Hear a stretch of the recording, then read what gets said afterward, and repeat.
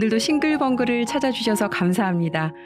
오늘은 서울에 사시는 주부님이 사위라는 인간에게 받은 큰 상처로 인해 온 집안이 쑥대밭이 됐다면서 여러분들에게 의견도 묻고 싶고 또 조언도 듣고 싶어 사연을 보내주셨는데요. 바로 시작하겠습니다. 안녕하세요. 저는 서울에 사는 주부입니다. 제 운명은 왜 이리도 가혹한지 시린 가슴을 어떻게 해야 할지를 모르겠어요. 이 가혹한 운명이 저만의 것이기를 평생 그렇게 간절히 바래왔건만 하늘은 도무지 제 기도를 한 번도 들어주시질 않네요. 이곳에라도 신세한탄 한번 해보려고 글을 씁니다. 저는 22살 나이에 첫 남편과 결혼을 했어요. 첫 번째 남편은 공장의 기계를 고치는 정비기사였는데 오빠가 많았던 저에게 타지에서 마치 큰오빠처럼 잘해주는 바람에 제가 좀 의지를 많이 했던 것 같아요. 그때 제 나이 20살이었는데 남편은 30살이었고 아무것도 모른 채 임신까지 덜컥 해버려서 부른 배를 부여잡고 인사를 드리러 갔네요. 제 모습을 본 엄마는 거의 실신 직전이셨고 아버지는 뒤돌아 한숨만 푹푹 내쉬셨죠. 그도 그럴 것이 그렇게 반대하시는 부모님을 뒤로하고 도시에 나가 살겠다며 나간 딸년이 2년도 안 돼 10살이나 많은 놈이랑 배가 남산만해져서 돌아왔으니 부모님 속이 오죽 타들어가셨을까요? 그 당시 저는 속도 없이 행복하게 잘 살겠다고 실실거리고 앉아 있었으니 아휴 지금 생각해도 참 속이 없다 싶습니다. 그래도 이미 애까지 가졌으니 어쩌겠냐며 엄마는 닭 한 마리 삶아 상에 올려주시고 아버지는 남편과 술 한잔 하시더군요. 그렇게 첫 번째 결혼을 하게 됐어요. 첫 번째 결혼이라고 하면 다들 짐작하셨겠지만 결혼 생활은 정말 지옥과도 같았습니다. 하루라도 죽고 싶다는 생각을 안 한 적이 없었으니까요. 하지만 정작 큰 문제는 따로 있었습니다. 시아버님은 동네 남봉꾼이라고 불릴 정도로 주정뱅이에다 노름꾼이었는데 남편은 평소에는 조용하다가도 그 술만 들어가면 폭력적으로 변해서 피는 못 속이는구나 라는 말이 딱 들어맞을 만큼 집안 물건들을 죄다 부수기 시작했답니다. 오죽하면 부자지간에 술을 먹고 한바탕 붙는 바람에 둘이 나란히 유치장에 갇힌 적이 있을 정도로 술로 인한 문제가 끊이질 않았죠. 하루 걸러 한 명씩 집안을 뒤집어 엎는데 정말 환장하겠더라고요. 그렇게 난리가 나는 날이면 시어머니는 저와 제 딸을 데리고 옆집으로 피하곤 했는데 동네 사람들도 완전히 이골이 났더군요. 매일 가슴을 치며 후회했지만 제가 뭘 어떻게 할 수 있겠어요. 아이만 없었으면 당장 도망이라도 갔을 텐데 핏덩이를 데리고 어딜 가야 할지 정말 미칠 노릇이었답니다.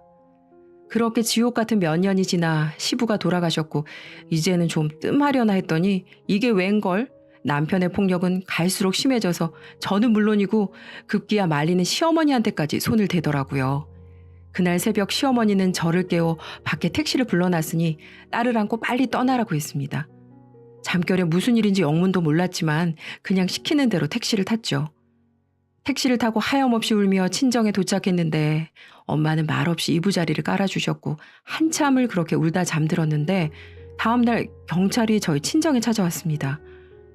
시어머니랑 남편이 간밤에 농약을 먹고 세상을 떠났다고 하더군요. 그제야 절 보낼 때 시어머니 표정이 무엇을 의미하는지 알 수 있었어요.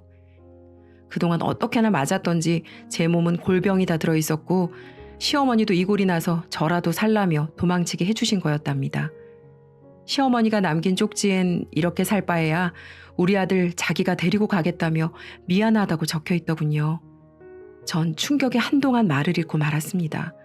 넌 제가 감당하기에는 너무나 큰 충격이었으니까요. 한동안 정신 나간 사람처럼 멍하니 시간만 보냈네요. 도시로 보내놨더니 애만 낳아서 데리고 돌아온 막내딸. 보기만 해도 복장이 터지셨을 법한데 그래도 친정 부모님이 계셔서 시간이 지나고 또 마음을 좀 추스릴 수 있었어요. 그렇게 친정에서 농사일을 도우며 살고 있었는데 어느 날 큰집 할머니가 찾아오셔서는 저희 엄마랑 이런저런 이야기를 하시더라고요. 그날 밤 엄마가 저를 불러다 앉히시고는 저더러 건넌 마을로 시집을 가라고 하시더라고요. 제 딸은 엄마가 잘 키워준다면서요. 과수원을 크게 하는 사람이 있는데 혼자 된 지 오래라 재치자리가 났다고 하더군요.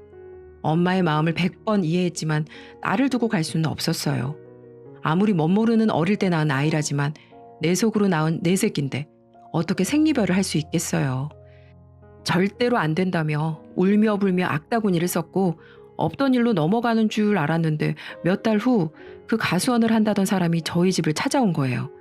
사과 괴짝을 짊어지고 와서는 마루에 탁 내려놓고 저를 쳐다보는데 어찌나 무섭게 생겼던지 몸이 벌벌 떨릴 정도였어요. 그날 그 사람은 저희 아버지와 밤새도록 술을 마셨고 다음날 부엌에 있는데 아버지가 저를 부르시더군요. 안방에 들어가 보니 제 딸은 그 사람 무릎을 베고 잠이 들어 있었어요. 놀라서 얼른 데려오려고 하니까 그 사람이 "이제 잠들었는데 그냥 두세요." 라며 처음으로 저에게 말을 건네더군요.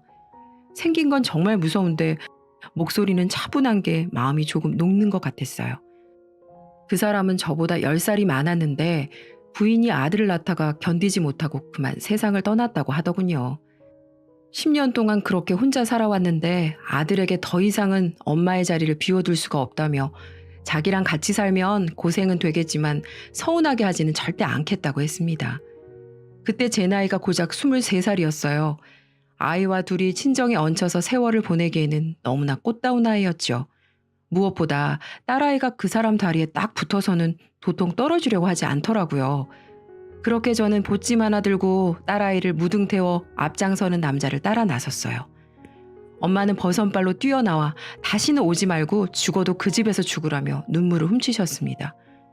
남편을 따라 들어선 집엔 10살짜리 꼬마아이가 뛰어나와 꾸벅 인사를 하더군요. "인사해라. 엄마라고 부르면 된다." 쭈뼛대며 눈도 마주치지 못하는 아이의 모습을 보니까 가슴이 시려왔어요. 동명이라는 그 아이는 인사만 하고 금세 자기 방으로 뛰어들어가 버렸고 여전히 제 딸아이는 남편의 목덜미에 딱 붙어서 내려올 생각도 하지 않았고요. 그렇게 제 두 번째 결혼 생활은 시작됐습니다. 남편은 사과나무만 수백 그루에 복숭아 농장도 운영했는데 일을 어찌나 잘하든지 혼자서 두세 사람 몫은 너끈히 해내더군요.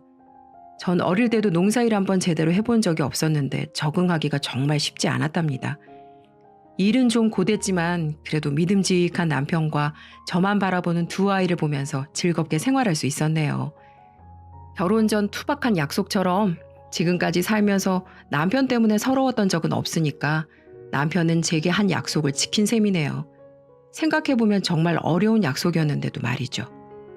제 딸 연실이는 워낙에 어릴 때 남편을 만난 터라 완전히 아빠 껌딱지였어요. 남편도 연실이를 얼마나 예뻐하는지 그 무뚝뚝한 사람이 연실이만 보면 입을 함지박만하게 벌리고는 다물지를 못할 정도였으니까요. 너무나 감사했지요. 자신의 씨도 아닌 아이를 그렇게나 위해주니 얼마나 감사한 일인가요. 반면 아들인 동명이는 저와 제 딸아이에게 쉽게 곁을 내주지 않더군요. 엄마 없이 무뚝뚝한 남편과 10년을 지내와서 그런지 말수도 없고 크게 저를 경계하거나 하진 않았지만 그렇다고 제게 살갑게 대해준 적도 없었거든요. 하긴 갑자기 젊은 여자가 여자아이를 데리고 들어와서 엄마라고 하니까 적응하기가 쉽지 않았겠죠. 하지만 딸아이에게는 아빠를 빼앗겼다고 생각하는지 가끔 저희 부부 몰래 괴롭히기도 해서 남편한테 흠씬 두들겨 맞기도 했답니다. 저도 너무 속상해서 동명이를 나무란 적도 있었지만 시간이 해결해 줄 거라 생각하고 제 나름대로는 최선을 다했던 것 같아요. 남편은 저와의 사이에 아이를 하나 더 갖는 걸 원했지만 제가 극구 만류했어요. 아직 동명이도 온전히 제 아이가 아닌 상태인데 두 아이를 위해서라도 이제 아이는 갖지 말자고 했죠. 남편은 못내 아쉬워했지만 두말 않고 제 뜻에 따라주었답니다. 우리 딸 연실이는 아빠의 사랑을 듬뿍 받고 자라선지 구김살 하나 없는 말괄량이로 자랐어요. 아빠 흰머리 하나에 10,000원씩 뜯어가는 사기꾼이기도 했죠. 티 없이 자라나는 그 아이를 볼 때마다 남편에게 너무나 감사했습니다. 아빠 없는 아이로 눈치 보며 살 수도 있었던 우리 연실이에게 그 누구보다 든든한 그늘이 되어준 사람. 평생을 제가 갚아도 모자랄 것만 같았죠. 남편이 딸에게 사랑을 주는 만큼 저도 동명이에게 많은 사랑을 주고 싶었지만 아무래도 남자아이다 보니 쉬운 일은 아니었어요. 무뚝뚝한 건 지 아빠랑 어찌나 똑 닮았는지 하루에 목소리 한번 듣는 것도 쉽지 않을 정도니까요. 시간이 그렇게 지나 동명이는 대구로 고등학교에 진학하게 되었어요. 제가 아무리 노력해도 쉽게 곁을 주지 않던 아이가 벌써 고등학생이 되어 집을 떠나니까 엄마 소리 한번 들어보지 못한 게 너무 아쉽고 또 더 많은 사랑을 주지 못해 미안한 마음에 참 속상하더군요. 그런데 며칠 후 제게 편지가 와서 열어보니 동명이의 편지였어요. 그 아이가 보내온 편지에는 자기도 엄마가 생겨 너무나 반갑고 좋았지만 자기도 아빠를 닮아 표현을 잘 하지 못한 것 같다며 자기 엄마가 되어주어 고맙고 사랑한다고 적혀 있는데 편지를 가슴에 안고 하염없이 눈물만 흘렸네요. 어쩜 그렇게 무뚝뚝한 건 쏙 빼닮았는지 그렇게 애를 태우더니 한 방에 저를 무너뜨리더군요. 가슴으로 낳은 우리 아들, 어느덧 세상에서 두 번째로 든든한 남자가 되어 있었어요. 떨어져 지내다 보니 동생에게 더 애틋한 마음이 생겼는지 동명이는 집에 내려올 때마다 연실이 장난감과 과자 같은 걸 챙겨왔고 예전엔 조금씩 어색함이 남아있었던 남매지간은 이제 아빠가 질투할 정도로 죽고 못 사는 사이가 되어버렸답니다. 저한테는 살가운 말 한마디 해준 적 없는 사람이 연실이하고는 머리에 고무줄 묶고 사진도 찍고 소꿉장난도 해주는데 왜 저에게만 무뚝뚝한 걸까요? 이제 이렇게 딸을 질투하는 엄마가 되어버렸네요. 시간이 흘러 우리 아들 동명이는 대학을 졸업하고 어엿한 경찰이 되었습니다. 어릴 적부터 그렇게 경찰이 되고 싶다고 했는데 기특하게도 단 한 번만 응시하고 당당히 합격을 했죠. 임용식 때 제복을 입은 모습이 어찌나 멋있던지 우리 아들이 자랑스러워 눈물이 다 났어요. 이제 자기만 믿으라고 우리 가족 다 지켜주겠다고 약속을 하는 동명이의 모습을 보면서 기특하기도 하고 또 든든하기도 하고 그랬네요. 연실이는 여전히 아빠만 바라보는 아빠 바라기랍니다. 남편은 딸아이가 고등학교를 졸업할 때까지 매일 학교에 바래다 주었어요. 비 오는 날이면 열일 제쳐두고 마중을 나가곤 했죠. 우리 딸 비 맞으면 감기 걸린다면서요. 그럴 때면 정말 진심으로 질투가 나기도 했답니다. 저한테는 비가 오든 눈이 오든 신경 한번 안 써줘 놓고 말이죠. 그렇게 온갖 사랑을 듬뿍 받고 자란 우리 막내딸, 고등학교를 졸업하고 간호대학에 진학했어요. 어릴 때부터 간호사가 꿈이라 재수까지 한 끝에 합격을 했고 졸업 후 국가고시에 턱 합격해서 서울의 종합병원에 취직까지 했답니다. 남편은 딸아이가 대학 갈 때 많이 서운했든지 잘 먹지도 않던 술을 마시고 계속 푹푹 한숨만 내쉬더라고요. 차 타며 1시간 거리의 기숙사에 들어간 건데도 세상 다 산 사람처럼 기운이 다 빠져 지냈고 어느 날은 딸아이 방을 바라보며 한참을 우두커니 서 있는데 그 모습을 보고 나중에 시집은 어떻게 보낼 거냐고 그때 나에 울겠다고 핀잔을 준 적도 있었답니다. 아니나 다를까 몇 년 지나지 않아 연실이는 신랑감을 데리고 왔더군요. 워낙 구김살없고 밝은 성격에 외모도 예쁜 아이라 학교 다닐 때도 인기가 많았지만 항상 아빠랑 평생 살 거라고 했거든요. 그런 아이가 20대 중반도 되기 전에 이렇게 신랑감을 데려오니 남편은 참 많이도 속상해하더군요. 저도 그렇고 너무 어린 나이에 결혼하는 건 내키지 않았고요. 하지만 예전에 제가 그랬듯 연실의 뱃속엔 생명이 자라나고 있었습니다. 이게 무슨 운명의 장난인지 그런 것도 유전이 되는지 남편의 분노에 찬 얼굴을 보면서 제 탓인 것만 같아 얼굴이 화끈거리더군요. 사실 미성년자도 아니고 어엿한 직장인인데 번듯한 신랑감 데려오면 좋은 일이죠. 하지만 그렇게 끔찍하게 아꼈던 딸이 남편에게 남자친구 있다는 말 한마디 없이 뜬금없이 이미 불러버린 배를 안고 떡하니 나타났으니 어떤 부모가 기분이 좋겠어요. 남편이 처음으로 연실이에게 화를 내더군요. 사위될 녀석에게도 어쩜 그렇게 조심성이 없냐며 혼을 냈지만 이미 벌어진 일을 어떡하겠어요. 속은 상하지만 소중한 생명을 어떻게 할 수도 없고요. 상대는 제약회사에 다니는 남자였는데 연실이가 초임 간호사로 들어왔을 때부터 마음에 들어서 그렇게 쫓아다녔다고 하네요. 여자는 자기 좋다는 남자들한테 왜 그렇게 약한지 모르겠어요. 그것도 다 유전이 되는지. 동명이도 어릴 때부터 연실이 신랑감은 자기가 골라준다고 자기한테 꼭 면접 봐야 한다고 했었는데 서운함이 큰 것 같더라고요. 전 그저 죄인이 된 것만 같았답니다. 그렇게 연실이는 결혼을 했습니다. 다행히 사위될 사람은 번듯하고 예의 바른 청년이더군요. 업계에서도 인정받고 있다고 했고 스스로 전셋집까지 마련해 놓을 정도로 생활력도 강해 보였답니다. 하지만 저는 내심 찜찜한 마음을 감출 수가 없더라고요. 딸의 운명은 엄마를 닮는다고 하는데 사윗감 인상이 묘하게도 죽은 제 첫 번째 남편 인상과 겹치는 부분이 있었거든요. 좀 찜찜했지만 그냥 인상만으로 판단해버리는 게 미안해서 사위 사랑은 장모라니까 참 잘해주었답니다. 사위는 저희 집에 어찌나 잘하든지 서울에선 우리 동명이와 거의 친구를 할 정도로 막역하게 지냈고 저희 남편과도 참 잘 지냈습니다. 남편의 유일한 취미가 낚시인데 남편을 데리고 바다 낚시도 다니고 낚시용품들도 잔뜩 들고 와서는 선물을 하니 남편도 점점 그 녀석에게 마음을 열어가더군요. 물론 저에게도 살뜰히 잘했고요. 제약 영업을 하는 사람이라 그런지 사람들 기분 맞출 줄도 알고 눈치도 빨라서 누구에게나 호감을 주는 그런 사람이었어요. 연실이는 곧 출산을 했고 제가 산후조리를 도와주려고 서울로 올라가서 한동안 함께 지내게 되었는데 의사들을 상대로 하는 영업이라 가끔 술자리가 길어지는 경우도 있었지만 저와 연실이에게 참 다정하게 대해주더군요. 우리 연실이는 그래도 복이 있구나라는 생각을 했죠. 한 번은 연실이에게 김서방이 너한테 잘해주니? 일찍 결혼하니까 좋아 이거사? 라고 물어본 적이 있었는데 가끔 욱하는 성격이 있긴 하지만 정말 잘해준다고 행복하다고 하더군요. 하루는 남편이 사위와 낚시를 가는 날이라 여느 때처럼 연실이네를 가려고 서울 터미널에 도착해 전화를 걸었는데 왜 연락도 없이 오느냐며 소리를 지르는 거예요. 갑자기 막 화를 내니까 당황스럽기도 하고 저도 화가 나서 화를 내고는 다시 충주로 내려와 버렸네요. 지 혼자 힘들까봐 바리바리 싸들고 먼 길 가는데 다짜고짜 소리를 질러대니 저도 너무 화가 나더라고요. 집에 내려와 속상해서 혼자 울고 있는데 이 녀석이 다시 전화를 해선 미안하다며 막 울더라고요. 아까는 그렇게 소리 지르던 애가 서럽게 우니까 무슨 일인가 싶어 계속 물어봤지만 별일 없다고 그냥 생리대가 돼서 그런 것 같다고 하는데 피부치가 그리 서럽게 우니 제 마음도 쓰리더군요. 그렇게 몇 달이 지났나 남편은 사위와 밤낚시를 가고 없는데 동명이가 갑자기 내려왔더라고요.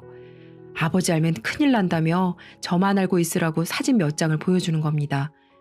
그 사진을 본 순간 저는 애써 잊고 있었던 옛 기억들이 떠올라 숨조차 제대로 쉴 수가 없더라고요. 그 사진은 바로 우리 연실이의 몸 사진이었습니다. 팔이며 다리며 온몸이 시퍼렇게 멍들어 있었고 끔찍할 정도로 구타당한 모습이었어요. 제대로 말도 못하는 저에게 동명이는 한두 번이 아닌 것 같다고 했어요. 사실 동명이는 연실이의 간호사 동료와 연애 중이었는데 연실이가 가끔 얼굴에 멍이 들어서 오는 게 마음에 걸려 설득 끝에 사진을 찍어뒀다고 하더군요.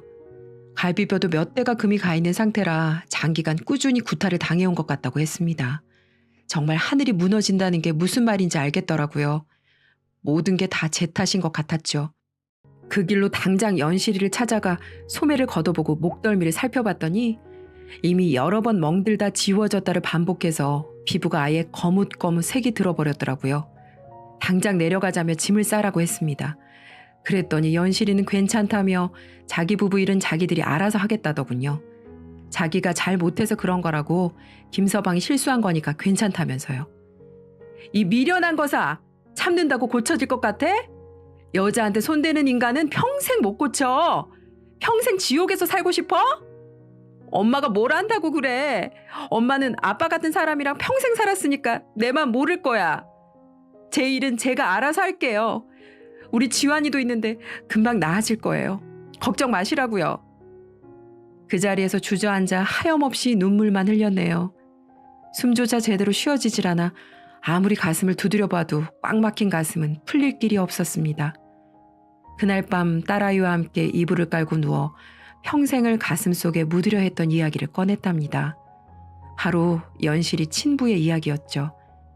딸아이는 사실 남편이 친아빠가 아니라는 건 어렴풋이 알고 있었지만 워낙 어릴 때였고 남편이 워낙에 딸아이를 사랑해준 덕에 친부를 궁금해하지 않았거든요. 충격을 받아 말을 잇지 못하는 제 딸에게 연실아, 네 새끼랑 함께 남겨진다는 게 두렵겠지. 하지만 김서방은 이미 선을 넘었어. 그거 네가 제일 잘할 것 아니냐. 요즘 세상에 이혼이 뭐 그렇게 큰 흠도 아니다. 엄마가 이렇게 있으니까 걱정 말고 우선 집으로 가자. 연실이는 말없이 고개만 끄덕이더군요. 하지만 전 아무리 생각해도 여기서 그냥 당하고만 있으면 제가 미쳐버릴 것 같더라고요. 그래서 도저히 가만히 있을 수 없어 사위가 일하는 제약회사로 쳐들어갔습니다. 사위에게 복수를 조금이라도 해주고 싶었으니까요. 야, 김동윤, 좋은 말로 할 때 빨리 나와. 네가 감히 우리 딸을 갈비뼈 부러뜨리고 상습적으로 때리고 폭행을 해? 네가 사람이냐? 뱃속에 네 자식 품고 있으면서도 그렇게 마구잡이로 폭행을 했다면서? 넌 짐승보다 못한 쓰레기야, 이놈아. 여러분들, 지금 여기서 일하는 김동윤 팀장, 저놈의 실체를 밝혀드릴게요.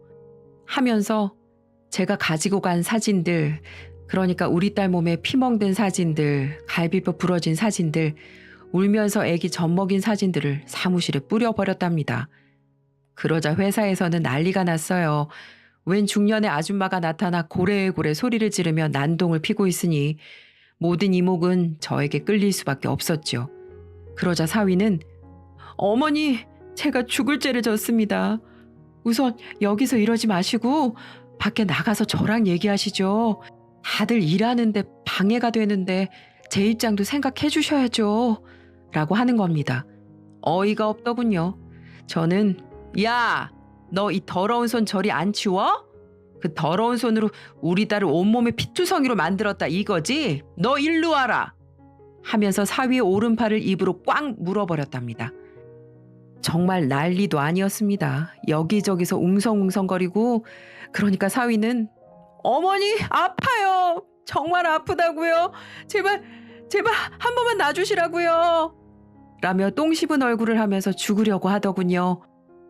본인도 창피했겠죠. 장모라는 사람이 자기 신상에 대해 다 까발리고 사무실에서 팔이 끊어질 듯 이빨로 물어대고 있으니 겨우 사무실에 있는 직원들이 뜯어 말려서야 상황을 마무리할 수 있었습니다.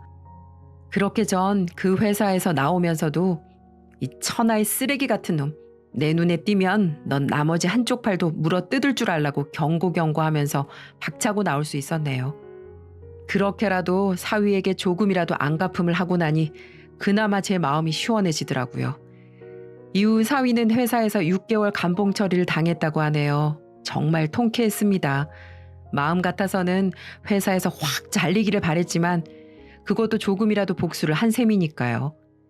그 이후 딸은 이혼을 결정하고 저와 함께 변호사 사무실로 찾아가 딸이 지금껏 사위에게 당한 증거들을 모아 건네주었어요.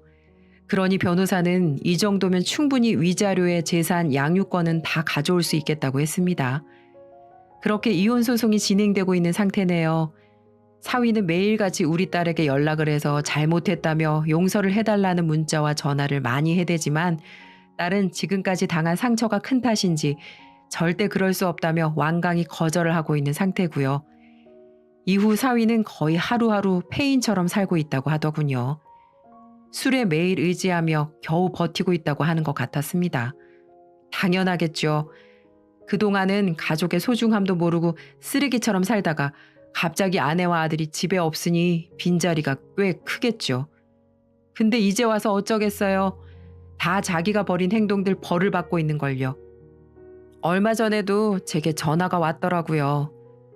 어머님, 저 애엄마랑 우리 아들 없으면 정말 죽어버릴 것 같습니다.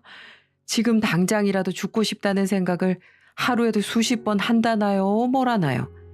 그러니 한 번만 더 자길 받아달라고 하면서 애엄마 좀 설득해달라고 하더군요. 그래서 딱 한마디 하고 전화 끊어버렸어요. 네가 우리 딸에게 처음에 손짓거리 하면서부터 네 인생은 그렇게 정해진 거였어. 처음이 쉽지. 두 번은 어려울 줄 알아? 그런 놈에게 우리 딸 맡길 수 없어. 한 번만 더 이렇게 연락해서 귀찮게 하면 경찰에 신고할 테니까 그렇게 알아. 하고 소리 지르고는 끊어버렸네요. 죽든지 살든지 지가 다 알아서 하라면서 말이죠. 그렇게 우리는 딸을 집으로 데려와 손자와 함께 살고 있습니다. 다행히도 딸은 한 달 정도 지나고 안정을 찾아 손자도 잘 돌보고 있고요. 내 자식들인데 제가 열심히 데리고 살아야죠. 앞으로는 가슴 아픈 일 대신 우리 딸에게 행복한 일만 있으면 좋겠네요. 제 사연은 여기까지입니다. 항상 웃음 잃지 마시고 여러분도 좋은 일만 가득하시길 바랄게요. 모두들 행복한 하루 보내세요.